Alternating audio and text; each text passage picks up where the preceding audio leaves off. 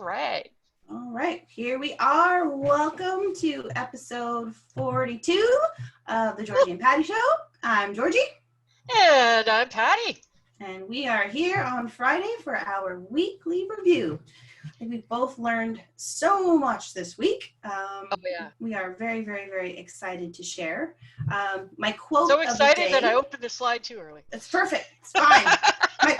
my quote is short. So my quote of the day is, "My life is my message" by Gandhi. Ooh, that is so awesome.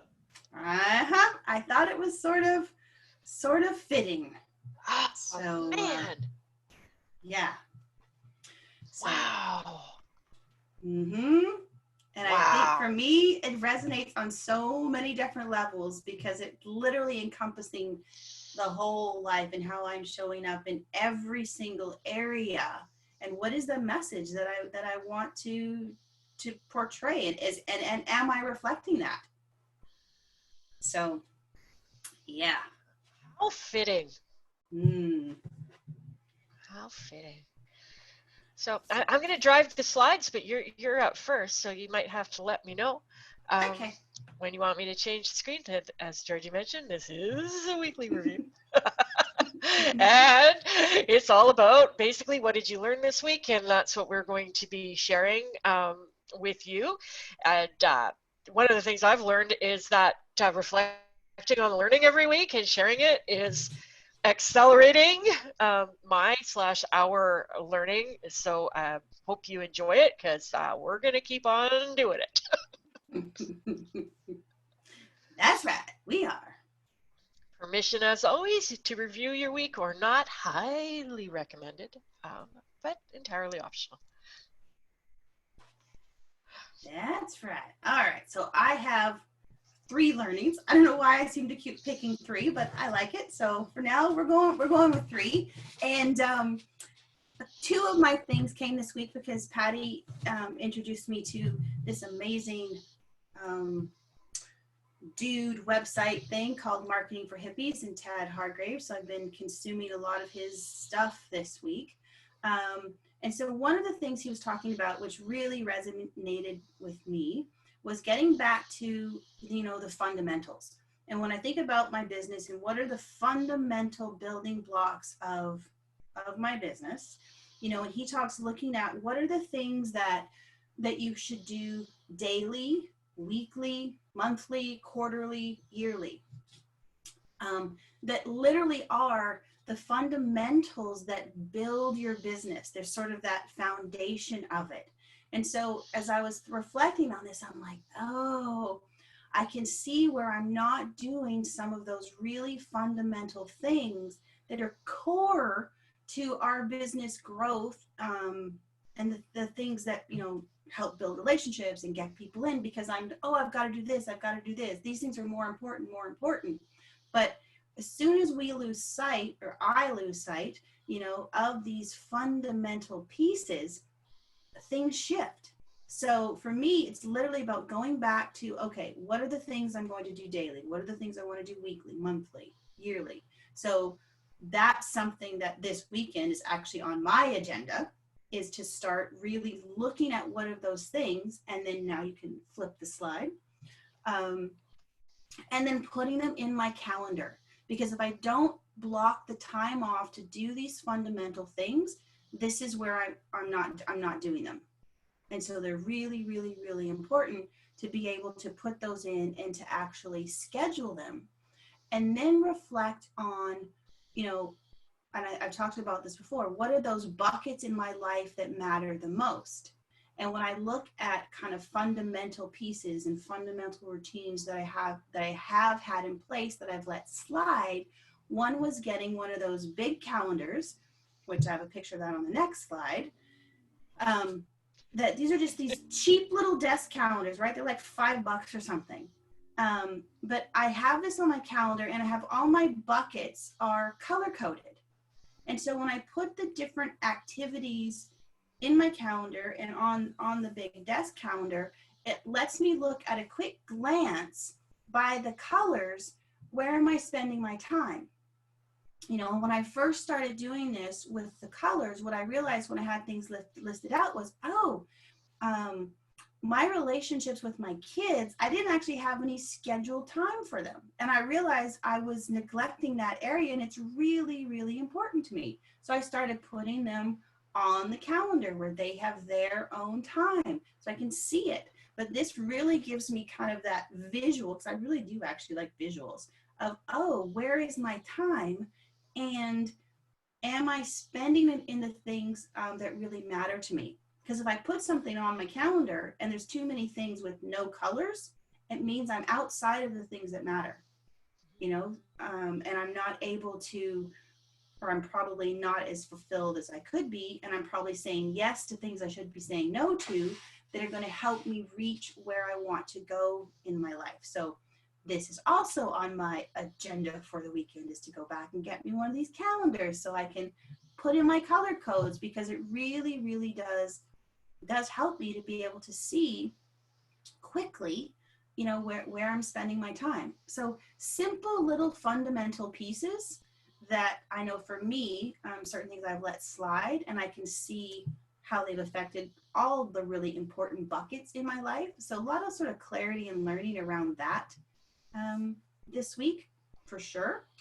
And then the next thing is, really, I've been thinking about, you know, because we've been talking a lot about sales and sales conversations and things like that this week. And it's really about, when I break it down, and then I got another reminder that I saw on Facebook this morning. It's really about our connections with other people, our interpersonal skills, our ability to sort of regulate our emotions and how we're showing up in the world. And you know, I think about when we were kids, you know, and how easy it was to connect with people, or we didn't have a lot of filters and judgments going on. We were just kind of present, and we were excited, and we were curious, and we asked a bunch of questions, and being able to sort of get back to that space. And then the other piece of really being, I think, a really great communicator and really great at building relationships with people is listening. How well am I listening? How often am I quiet in the conversations where I'm letting the other person speak?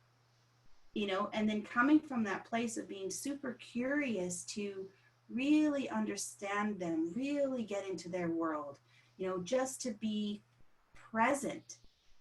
And I was talking to Patty this morning about, you know, even just the connections that with, say, people on social media, you know, and when I'm slowing down to send that connection message to them, am I doing it from a place of being present to connect with the person, even though it's through the screen, you know, but really being aware of what's my intention here?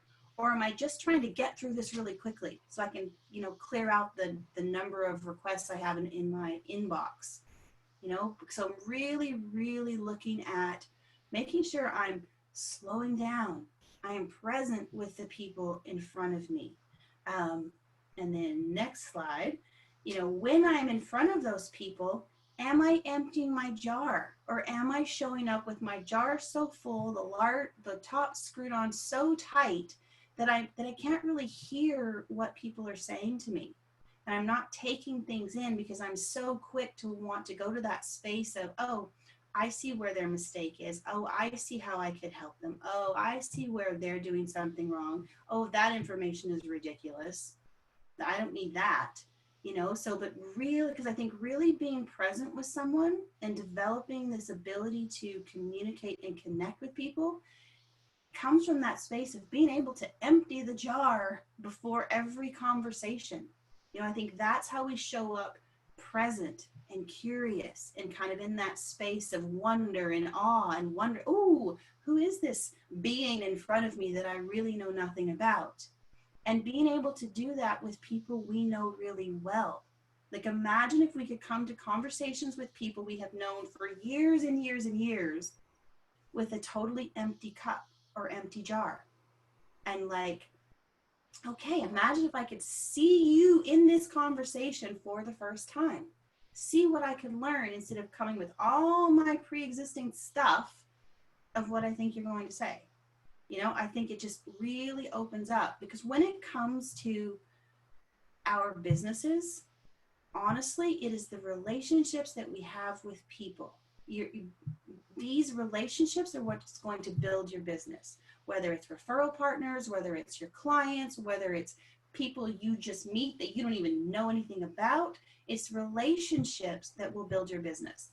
And so I think it's how we show up to those things that's really, really important. So I've been super aware this week of noticing, like I say, when that jar lid is almost glued on and I really got to pull it out. And when I've been able to let it go, you know, it's such a different sense of like freedom and wonder that can be there. And it's a nicer place to be. And some people it's a little more challenging for me to get the lid off and dump it, and some people not, but it's something I really am aware of and working on to make sure I continue to do that.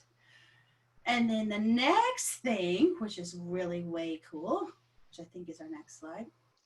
Oh yeah, this part. I almost forgot about this part. But when I was thinking about like even emptying the jar and practicing like being a better communicator, it really is, it's a skill, and it requires the discipline to practice, you know, and to practice over and over and over again so that I can continue to get better and better and better and better at it. It's not like I just read something, oh, I learned this, oh, I know how to do this over here.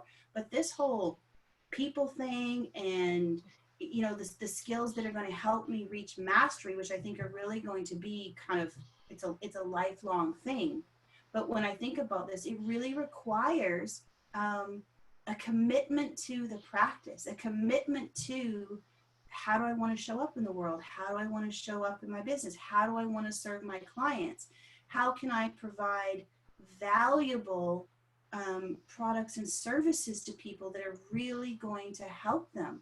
And that requires, you know, a commitment to the discipline of always working on these skills, reflecting, learning, where am I out?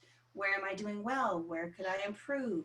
Those kinds of things, which it reminds me of like the, you know, the martial artist who has that calmness, but also such a sense of discipline and commitment, and being willing to look at what's my part in this. You know, never mind what anyone else is doing, but let me continue to look at, you know, what can I change about me and how I'm showing up in the conversation and how I'm communicating, and really taking on that I am 100% responsible for my life, for my thoughts, for my results, for everything in it. And really, like I say, committing just to that practice alone is something that I believe is going to help us get really where we want to go in our life and our business, because it's always just so connected. And then the next thing, now let me get to the next slide, woo! Is again the marketing for hippies. That's Tad Hargrave, and that I love this chart. So Patty shared this with me, and then I just jumped in with I was going to say 2 feet, but it's like 2 feet, 2 arms, my head, everything I've got. He's like my new Netflix binge watching kind of thing. Did I lose your slide? I'm sorry if I lost your slide. No, that's it. That's my slide. It's there? Okay. Yeah, it's there. It's there.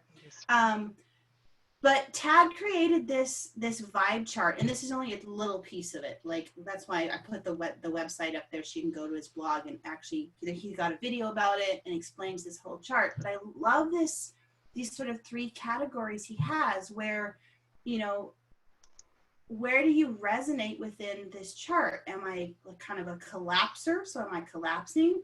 Am I a posturer and am I posturing, or am I a composure? And when I look through the chart, it's like, I know where I want to be on this chart. I want to make sure that I'm in that composure section. And what I loved about this chart was it sort of gives me, because I like those things where I can go back to it and go, oh, was I comfortable in my own skin today? Yes or no? You know, did I create win-wins or no deals today? Yes or no? Am I coming from that space? Here's that self-love word again. From self-love and self-respect, you know, I love this. Or, oh, where were the moments where I was collapsing? where were the moments that I was posturing, you know, and how often, now I don't have a slide, but that's okay. Give me a sec. How often was I actually in that space of composure? Because I know when I read what he has, and oh yeah, there's the marketing for hippies right there. Like this thing is so good. Like I love it so much, and I think he's done such a fabulous job of articulating so many different areas here. And I think as you go through it, you'll recognize, oh yeah, sometimes I'm over here, sometimes I'm over there, and where do I want to be? So I really like it. And what's really cool is so I got up and I messaged Patty. I was like, okay, I started the slide deck and I put my stuff in, and then she did her stuff. And then when we got on our call this morning, she goes, hey, you did the vibe chart. So she's got the vibe chart too, which is perfect because I think this our transition from sort of my learnings this week into her learnings this week works beautifully. And we find this often happens a lot where we're kind of on these same paths with these same learnings, but we haven't actually talked about them yet. So it's really just another one of those really cool things with, I think when you have the right people in your environment, you know, that are helping you to learn and grow. But yeah, I've learned a lot from this marketing for hippies and Tad Hargrave this week for sure. This is one of my favorite pieces.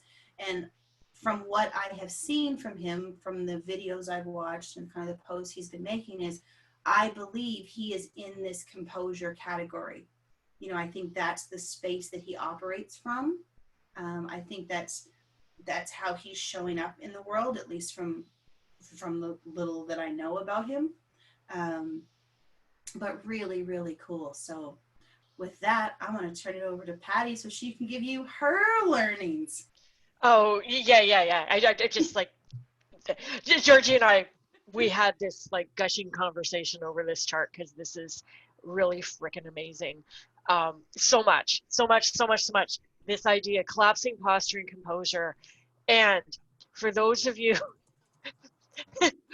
this is what our world looks like, right?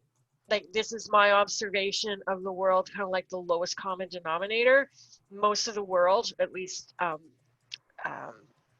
North American, southern part of North America, is very much around collapsing and posturing, and collapsing being this lack of confidence, feeling like a victim, kind of wanting to be liked kind of thing, and then posturing. The people that we revere as heroes are posturing. A lot of them are posturing. That overconfidence, that never let them see sweat, the Instagram perfect lifestyle, the self-aggrandizing kind of way of coming across, world-renowned expert in this, that, and the other. And what we're seeing is a lot of marketing directed to you too can posture and be rich. A lot of shortcuts, a lot of here's how you go from this victim place to this look at me place.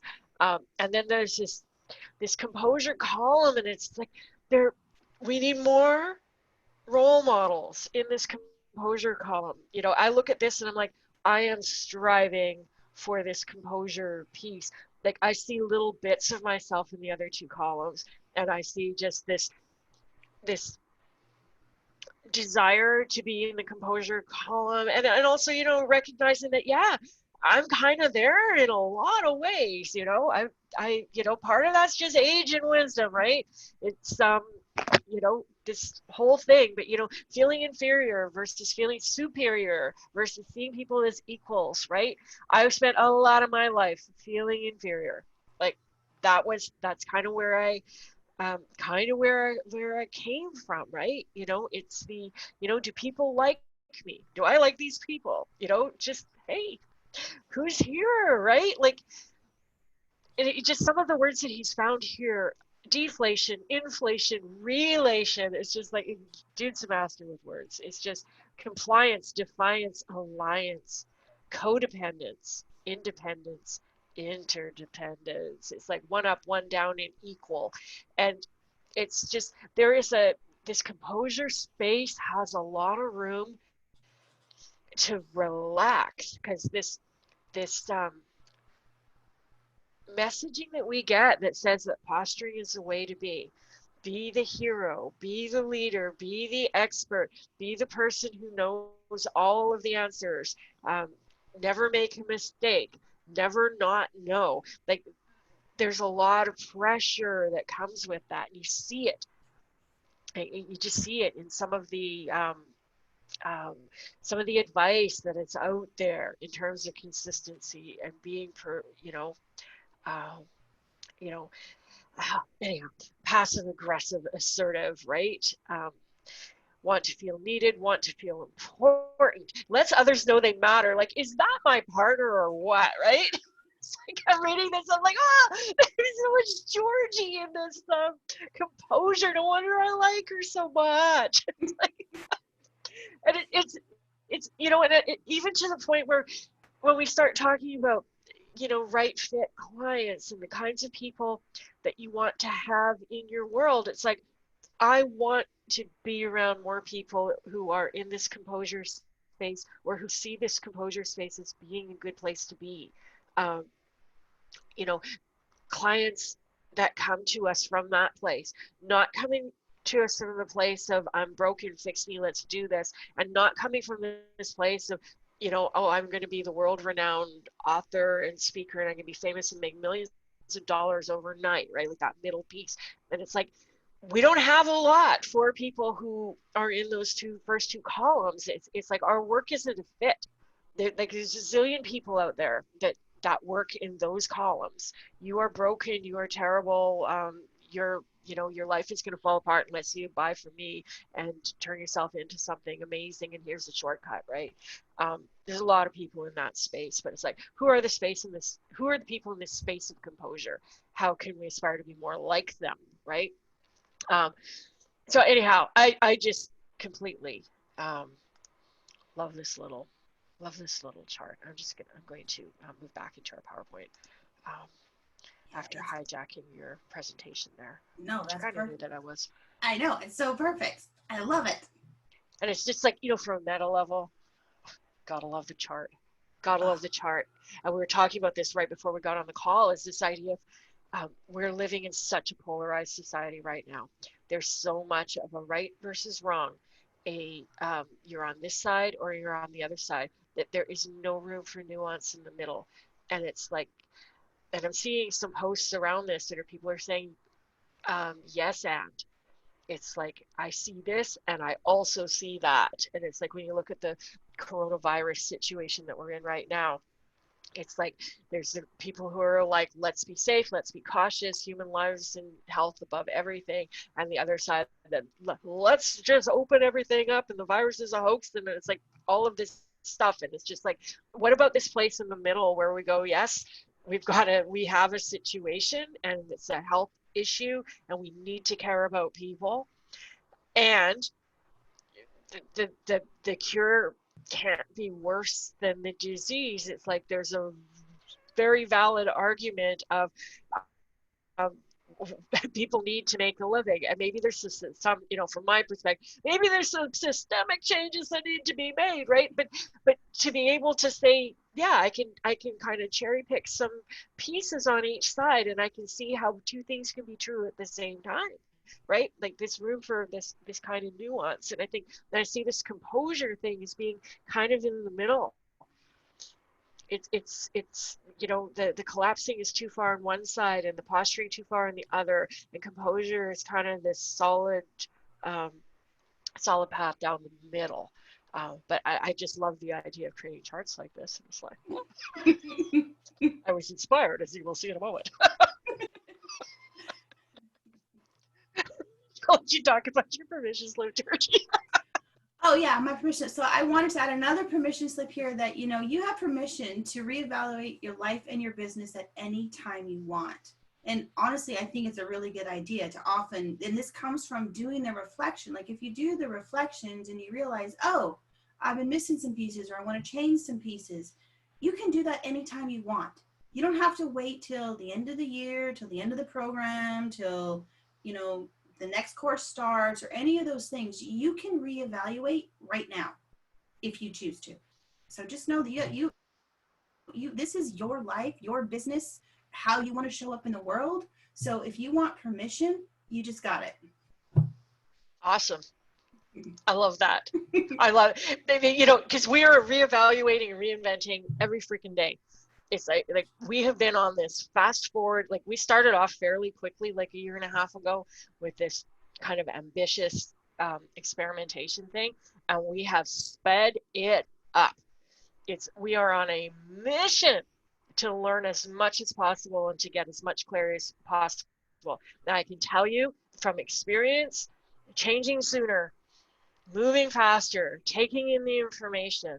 Um, you know, I'm going to talk about this in a minute, but um, doing things effectively and really paying attention to what you're learning um, uh, is it's magical, absolutely magical.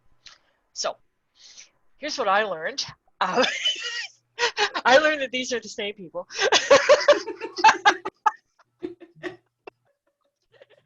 And this is, you know, one of the things I've been kind of reflecting on this morning is this idea of gratitude. Um, and I have an amazing amount of gratitude for the clients that I am working with. And this came out of a role play that we did yesterday with one of our clients. It was asking like a brilliant question about who I admired as a leader and what I saw in them, right? And it's just like, and then I'm like, these are the same people, right? Uh, but just this idea of taking that time to reflect and look at like, who do you actually admire and why? Like, what are those qualities? And this goes back, like, this is connected to Tad's vibe chart kind of thing, right? And when I look at this photo, I see composure. I see composure in both of these individuals. And it's like, um, when we pay attention to those things and we look at, okay, who do you admire? And it's like, I'm going to ask you this question in terms of your business. Think of some business people, like you're building a business. It's like, think of some business people that you admire. And it's like, why do you admire them? What do you admire about them? It can give you some real clues as to what you want, what you aspire to, the qualities that you want to develop in yourself. Um, you know, and I would even go as far as to say, you know, if you recognize those qualities in other people, they are probably latent within yourself, right? Um, so it's like, so, and then when you get that information, it's like, what are you going to do with it, right? You know, so I've decided to shave my head.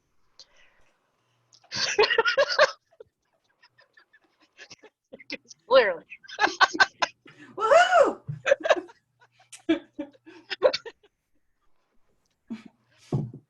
And yeah, this has me thinking about this idea of aspiration and about um, uh, Georgie and I are, you know, in the process of moving towards um, specializing in people who help um, in terms of change and growth and development um, in the coaching consulting kind of um, change intensive, change supporting kinds of businesses. Um, and an element of that, if that is you, if that is what you are doing, an element of that, and this is what I learned also through this particular role play, is that it is very effective to get people in touch with what they aspire to be, with their aspiration, because this is the work that you are doing, is you are helping them live into that future. You're helping them live into being that person or running that business that they want to run. Um, and this is powerful. It is super, super powerful. Um, And I also, um, the other kind of penny that dropped with this came in a different conversation with a different client, where when in the process of putting together the assessment, they said, what if I am not green in all of the areas that I'm working in? And it's like, and isn't this just so true for all of us who are in a teaching, coaching, training, aspirational, reach your potential, be all you can be kind of a business, is um, we're not finished yet. And I think that this also falls into Tad's vibe chart, that there is an okayness in you with being where you're at and holding two truths. One, that you are capable and competent and able to do this work, and that you have a lot of experience and wisdom and knowledge to share, and that you are still a work in progress. You are continuing to learn and to grow and to evolve, and that both of those things can be true at the same time. And that my thoughts right now are that I think when looking at what we call kind of your distinctive work that you're creating, when you look at an assessment, it's kind of like the little seeds starting that, is that I think that that is probably good if it is a little bit aspirational. If you're looking at the work that you're doing and you're going, yeah, you know what, if I did this assessment on me, I'm not as green as I could be on all of these areas. And one of the things that when I put together a new model for Georgie and myself, uh, ours is aspirational. I think I'm looking at this and I'm like, yeah, we are teaching this and we are living this and we are growing and evolving into this. And this is something that I'd noticed before in people's models or in their assessments, is that sometimes in the process of getting better at what you're doing and learning and growing, when you turn one of those red, yellow, green circles to green, it kind of switches some of the other ones down to yellow. It's because we are constantly in this place of learning and growing and evolving. And if you've been on this path for a while, you know that feeling where you learn something that opens a doorway to a whole pile of stuff you had no awareness about before. And all of a sudden you realize, wow, there's a lot more to learn here. And it's like, if you're going to go back and reassess yourself, it's like you're downgrading your scores because there's so much more to know. And I think that that's not a bad thing at all. And I think being aware of that is an amazing sign of maturity and that sense of composure. Posturing says, I know it all. Composure says, I know a lot and I'm still learning, right? And whereas that collapsing place would be, oh, I know nothing. We can kind of swing, right? But anyhow, this sense of aspiration, both in yourself and in your clients, it's important. And this is it's a big piece of the marketing, is to speak to where people are wanting to go, what they aspire to. Um, so the other thought I was having this week was around effectiveness and efficiency. And when we think about Stephen Covey and Captain Picard, I would say as well, Stephen Covey's quote here is, you think effectiveness with people and efficiency with things. And I think that that is a good place to start when thinking about effectiveness and efficiency. I would extend that to think about effectiveness with strategy and execution as well. Um, and, if we look at efficiency as doing things quickly with a small amount of energy, and effectiveness in doing things that work, um, sometimes you can be both, but most of the time, I think you have to make a choice. Um, so kind of riffing off of Tad's idea, but only with 2 columns. Some things to think about in terms of efficient and effective. And one of the things that Georgie and I stand for is this idea of being effective. I think there are places to be efficient, but they are not in some, there's areas of what you're doing where you're better served by being effective. So to give you some examples, it is efficient to email everybody in your list with the same message. And we see this so often. People will go out networking and they'll get 10 business cards and they will tell us, I got 10 business cards. I'm going to load them into MailChimp and I'm going to send them all a follow-up message. That might be efficient, but it is not effective. It's going to piss people off that they were added to a list without their consent. It's sending a canned message to a whole bunch of people. Takes less time, but it just doesn't land as well as an individual follow-up or an individual phone call. And especially when you're starting your business and you have more time than money, you can expend that effort being effective, and you'll be better served. If you've got 100 people that you could potentially reach out to, you can email blast them or social media message them all at once in 2 minutes and go, what's next? Or you can say, okay, I'm going to reach out to 10 or 20 of these people each week, and I'm going to take the time to connect, and I'm going to do a little bit of research, and I'm going to talk to them, and I'm truly going to connect with them as people, and I'm going to start building those relationships. We've had people who want to blast through those sales conversations, those assessment meetings. How fast can I do this? Can I do it in 20 minutes? Can I do it in 15? Can I do it in 10? Can I send them the assessment ahead of time so they can fill it in themselves, and then we can only talk for a short period of time on the phone? I want to make good use of my time. Versus slowing down and allowing time and space in your calendar. One of our clients recognized this, and she's like, I'm allowing 2 hours. I'm going to tell people 90 minutes, and I'm going to give it an extra 30 minutes just in case. Because the more time you spend with somebody in that call, the more you learn, the more you connect, the more you build a relationship, the more you build know, like, and trust. There's a big difference between spending a short amount of time with people and spending a longer amount of time with people. We find ourselves repeating this counsel a lot. Slow down, allow more time, more quality, less quantity. You're better off to have 10 really good sales conversations with people where 8 of them buy versus 100 sales conversations in order to get 8 of them to buy. It's like, and that, there's a results to effort kind of a correlation here. Same as networking events. Going to a networking event with the express purpose of collecting cards versus having conversations. Speed reading versus studying.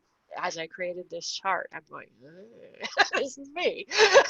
I have a tendency to consume books like candy, and even just doing this, we read it so you don't have to, is a form of study. I'm getting more out of this stuff by going back and reviewing and slowing down to teach Barbara Sher's exercise that I'm paying attention to it myself, right? It's the difference between quantity and quality. It's you can go and buy an email list to send spam to. Like, if you could go and buy yourself 10,000 YouTube subscribers or visitors, so you can have that quantity. You can get that quickly. But do you want 10,000 bots who clicked a button to drive up your stats, or do you want 10 people who actually tune into your videos, right? It's efficient to copy other people to use their stuff. It's more effective to create your own and to develop something that is yours and it's unique and it's high quality. And there's this whole industry built around shortcuts and hacks. You can you can search online for the guy that became an Amazon bestseller with a book with a photograph of his foot in it. That was the whole book. It was a photo of his foot, but he became an Amazon bestseller because he hacked the system. There are a zillion hacks and shortcuts, like buying followers, buying likes, and stuff like that. There's lots of fast forward, and there's lots of little white little white lies. Like, oh, you can claim that you helped thousands of people because you post stuff on social media, and surely those inspirational quotes that you shared and people like, surely that's helping them. So we'll just call it that. Um, that kind of shortcut and hack. Paying famous people to review your book, and write a jacket blurb, that kind of stuff. There's a ton of that. It might be efficient, but is it effective? Um, Effective is doing the work. Like when we look at, I read it so you don't have to. It's like we're talking about quality books where people have done the work. It's like that's what gives them a reputation. That's what separates the legit bestsellers from the Amazon system bestsellers. Um, it's the work itself. Um, so this is kind of this has been on my mind of efficiency versus effectiveness, and something that you may want to reflect on. And this came up with this idea because of the big pushback to this is that, as I had one person, I worked with a very bad fit client for a very short period of time a few years ago, and she's like, Patty, talking to people individually is not an effective use of my time. It does not scale. This is coming from somebody who had no business, no clients, no idea what she was selling, but hell bent on scaling right now. So that's not an effective use of my time. This idea that slow is smooth and smooth is fast. The reality of this is it looks really slow to talk to people one-on-one versus blast shit out there. But the reality is you will actually move along faster and more effectively if you slow down, because you'll get good at this stuff. You'll build those relationships. You'll start to see results, and that will allow you to speed up.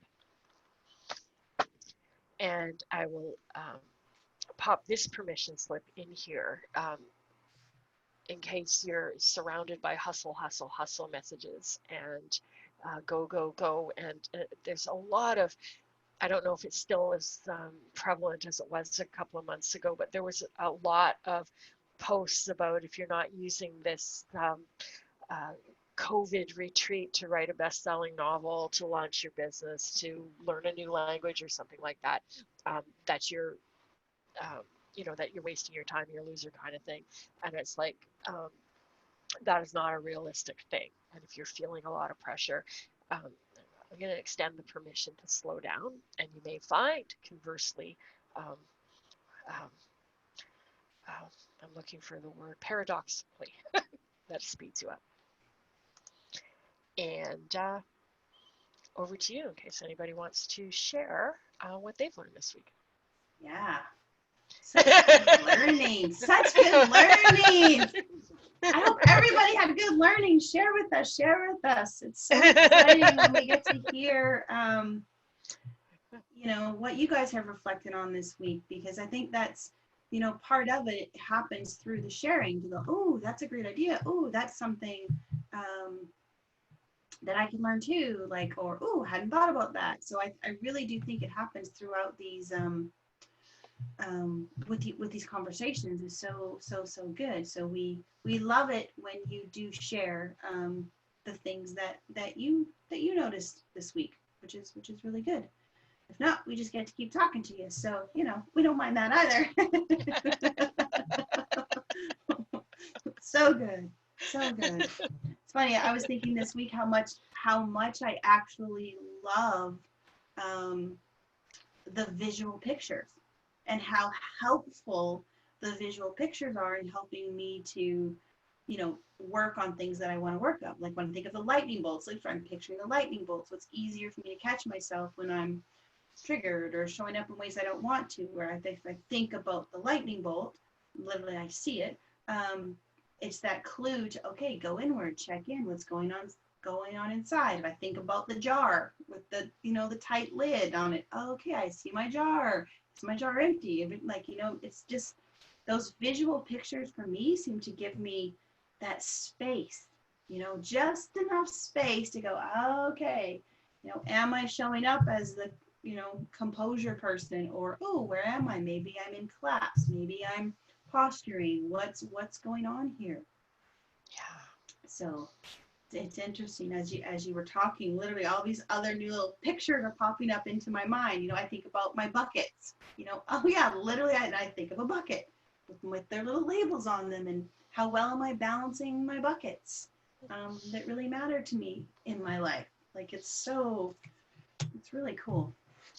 And even like when you shared your calendar picture, right? Like that's a visual reminder.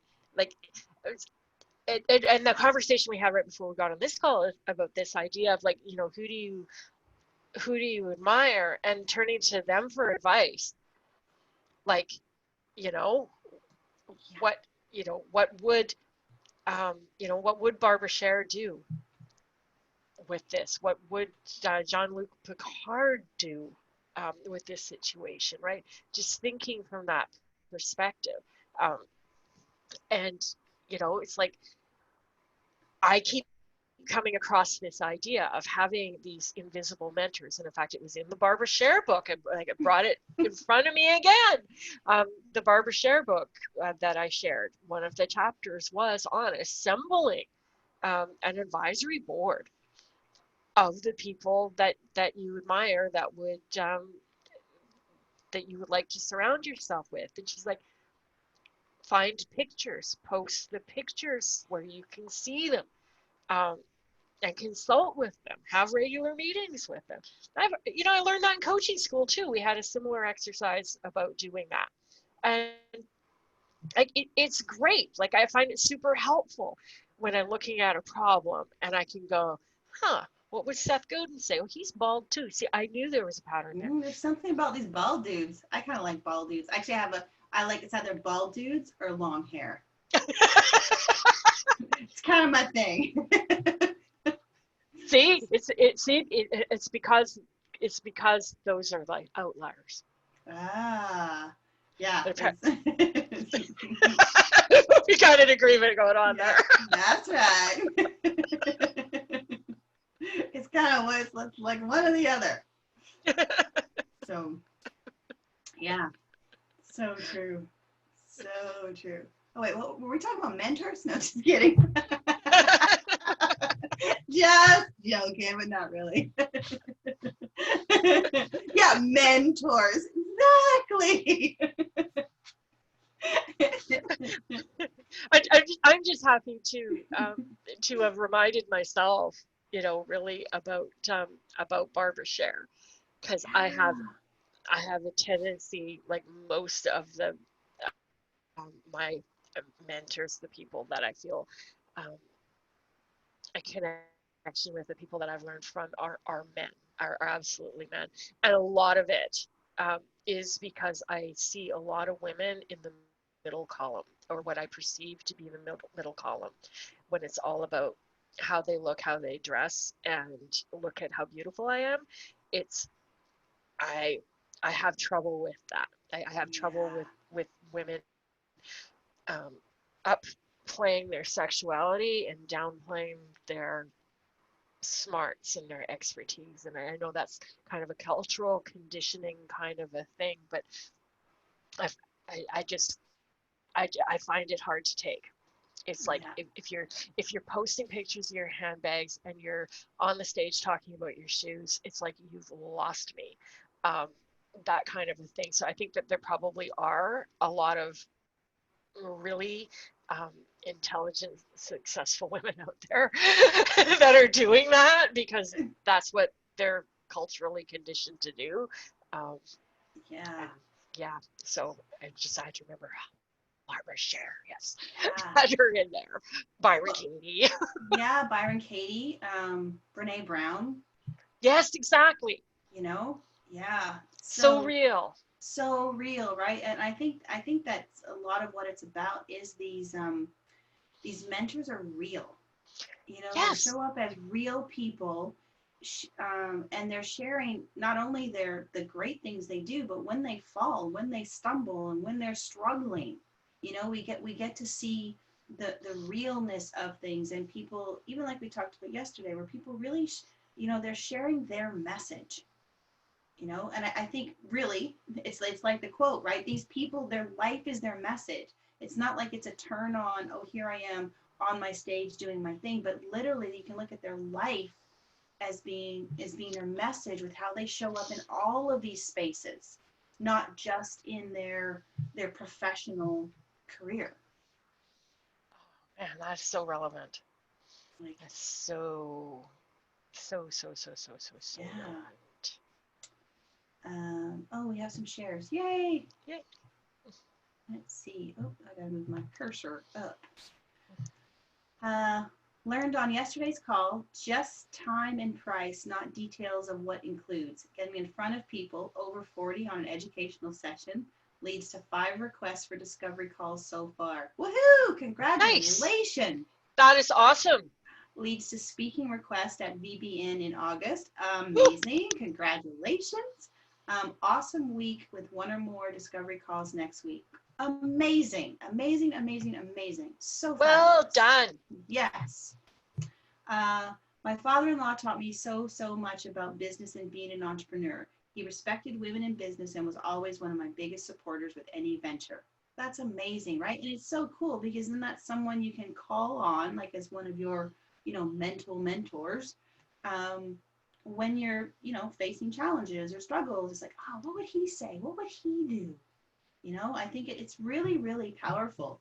I think the other thing that's powerful too about having these so-called invisible or mental mentors too is you really get to work through your own thoughts. So it does almost increase your own sense of inner knowing and self-confidence because you're not technically relying on another human being in front of you getting their perspective and input, but it's kind of your vision or version of what this mentor would say to you, which is probably some things you already have in your own brain, but being able to hear it from this mental mentor coming at you.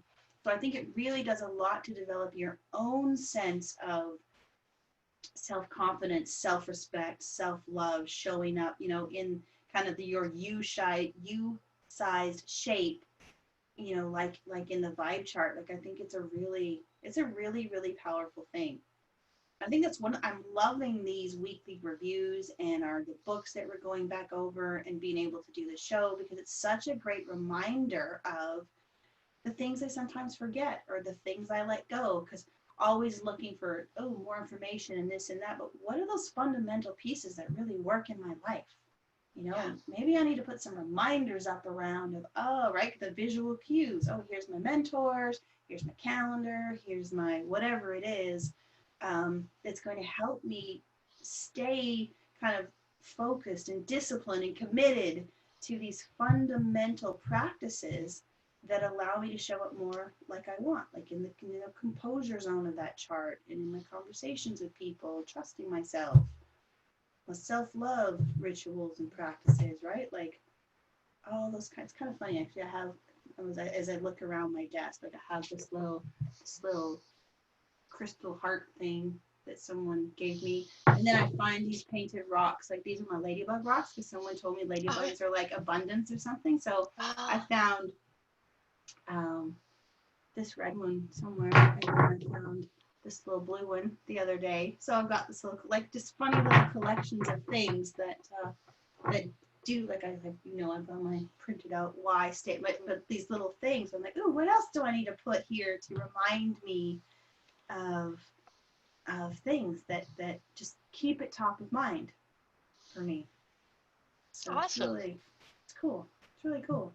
So, well, should we talk about what's coming up next week?